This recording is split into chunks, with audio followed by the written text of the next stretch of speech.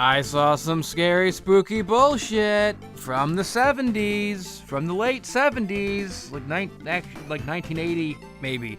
It was called Don't Go in the House. I love movies with titles like this. These titles like Don't Go in the House, or Stay Away from the Toilet, Never Buy Fried Chicken at Walmart. This movie was about a guy who kills women.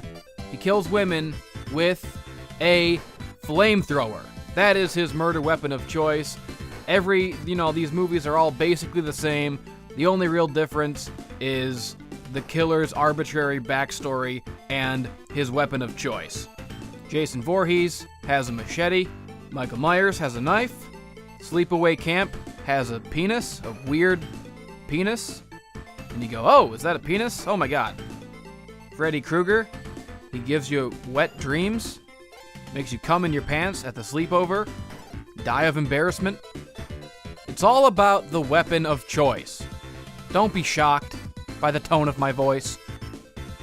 Check out my new weapon. Weapon of choice. Yeah. So this guy comes from an abusive mommy. His mommy, when he was a kid, used to yell at him and hold his arms over the stove, the flame, and burn his arms. She used to burn the flesh off of his arms to discipline him as a child, which is obviously a no-no. If you go to Child Protective Services and tell them, well, my son just won't listen. I keep burning his arms with fire, and he just won't goddamn listen. They're gonna take one look at you and go, ah, great, this is gonna be a work day. So obviously this man grows up crazy and he becomes obsessed with fire. And he hears voices in his head that say, you are the master of the flame. You must burn and eradicate all of them and fucking burn them and shit. You're the fire guy. Do it, do it, do it. So he gets this girl and he ties her up. He has her hanging from the ceiling. And she's naked, and she goes, oh no, don't kill me. And he goes, I'm gonna do it, I gotta. And he shows up in a suit with a flamethrower, and he burns her. And you go, oh no, oh dear, no. Somebody stop this man. He has committed a crime. And not the fun kind. Not a victimless crime, like smoking a doob. Lighting a doob. You know, when you light that doob and then you fucking... No, this crime definitely had a victim. The lady who was dangling naked and got burned alive and killed with fire. I think it's fair to say she is the victim of this crime. And just think, if this man hadn't been so psychologically damaged from his childhood abuse, he could have used his powers for good. He could have used his flamethrower to light the doob. Anyways, he's killing women and he's lighting them on fire and he's hearing voices in his head telling him that he's like the fire god, master kingpin of the fire flame. And also, he's got a room in his house with a bunch of burnt lady bodies that he's collected, like sitting in chairs. I think maybe one of them is his mother, but it's just a bunch of burnt corpses, and he's got them like arranged in chairs in a room, and he talks to them, and he hears voices. He's a real crazy guy. And he's going around and killing, eventually people are onto him, and so they're coming to get him in his house. And he's hiding, and he's killing, and he's hiding, and he's killing, he's trying to get away with it. And they're breaking down the door, and they're coming to the house, and he locks himself to protect himself from the people that are coming for him. And he's in the room with all the corpses in the chairs, all the burnt bodies. And he tries to confess at one point. He goes to a priest and he's gonna come clean, but I think he can't go through with it, or he almost gets caught or something. I don't know. My attention lapsed in the middle of the movie.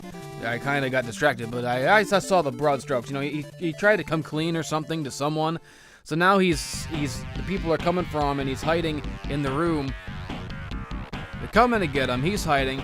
He locks himself in the room with all the dead, burnt bodies, and he's like, I can't come out. They're gonna get me. I've gotta. And he starts hearing the voices, and the voices are like, oh, you betrayed us. You told people that what you were doing. You told them the secret. You rat motherfucker, and now you're gonna fucking pay like the dirty fucking rat you are. And so now the voices in his head are mad at him, and then the fucking bodies, the burnt bodies in the chairs, they get up and they come to life like zombies, and they come after him. The whole movie he's had these bodies, these burnt dead people in chairs, and he's been hearing voices, but then the bodies come to life like they're actually, what the fuck? And they're coming after him, and the voices are like, oh, you shouldn't have told. And then the bodies get him, and they drag him down, and the building is burning, and he tries to shoot him with flame, but they grab him, and now he's on fire, and he gets killed by the zombies. He's got zombies! What the fuck? So then he's dead. And then it cuts to like a little kid somewhere is watching the news on TV, and the news is talking about this killer who got burned, and he's dead now. The news report of what happened is on the TV, and this little kid is watching it in some rumpus room, some like 1980s house, and the mother is yelling at this kid, and the mother comes out and says, "Don't you ignore me," and starts beating the shit out of him. So this is like another abusive mother beating the shit out of a kid while he's watching the news of what happened. And then she leaves, and it cuts to the kid, and it's like a close-up on his face, and he starts hearing the voices too. He starts hearing, "You are chosen. You are the master of the flame now." And it's like, wait a fucking minute. Are you telling me that this whole movie, we were led to believe that this was a crazy man who just heard voices in his head, but now at the end of the movie it turns out that those voices were a real entity, and now they've moved on to another person after turning on the original host, and now they're in this other kid's mind, and the cycle is gonna start anew, and this is a real entity telling people to burn people? This is like a demon or a voice? What a fucking twist! It wasn't just voices in his head, it was a real thing telling him to kill with fire, and now it's moved on to another. Woo! What a movie. So you know what my theory is?